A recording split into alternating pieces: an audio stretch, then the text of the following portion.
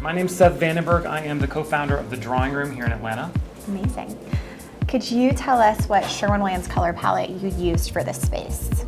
Of the 4 offered, one was called Origin and happened to have the 10 colors that you kind of see in this wall Mural. cling. Could you tell us the inspiration behind this space? So there's been a lot of buzz around space recently, especially with some of the recent photos that have been coming back from the James Webb Telescope. Mm-hmm. And interestingly enough, we were working on a project where we were kind of drawing from kind of this organic color palette, organic movement of shape. And so the image was kind of rolling around in my back, the back of my head. And this is the image. This is the image that was rolling in the back of my head. Cool. And it's so beautifully kind of paralleled with the color story of Origin. In any event, trying to take that color story and translate it into a tablescape that doesn't look like a child's birthday party was a bit of a challenge. So we went kind of this monochromatic palette. Everything from the flooring, which is a tonal carpet tile by Shaw Carpet.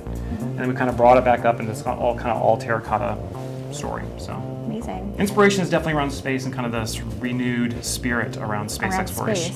And it's not just about space as we see it like in the galactic form. As an interior designer, like space is also like what I deal with every day. Yeah, you're dealing with spaces. It's kind of this tandem thing between space, galactic space, interior, how we experience space. And we're so looking forward what we see out in space that sometimes we forget that there's a lot of beauty inside. Yeah, definitely.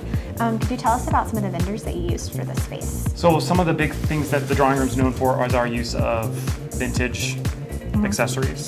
So this candelabra. The candelabra is actually from the 50s. It actually was kind of the reason that the table started to kind of transform in this kind of metallic way, monochromatic palette. So believe it or not, that's taken a while to collect those 16 pieces. And so the vintage candlesticks are actually a personal collection of my own. The little chinoiserie dishes that the salt is used. We have some of the Himalayan salt that kind of represents, again, asteroids or surfaces of the moon or whatever. Those are also vintage.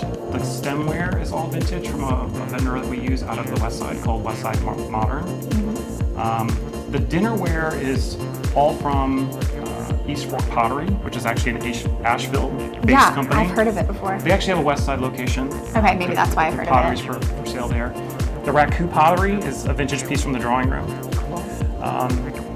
The chandelier is by Paul Plus. It's ironwares. It has kind of celestial experience. Definitely. Certainly the planets are obviously represented there. Awesome. So collectively, how do you juxtapose all these kind of monochromatic colors? And we went for these thermal blankets that you actually use during fires. They're so cool. And or during gardening, and we just kind of wrapped the chairs to kind of create these broken, fragmented satellites that have landed or crash landed on the planet. Amazing.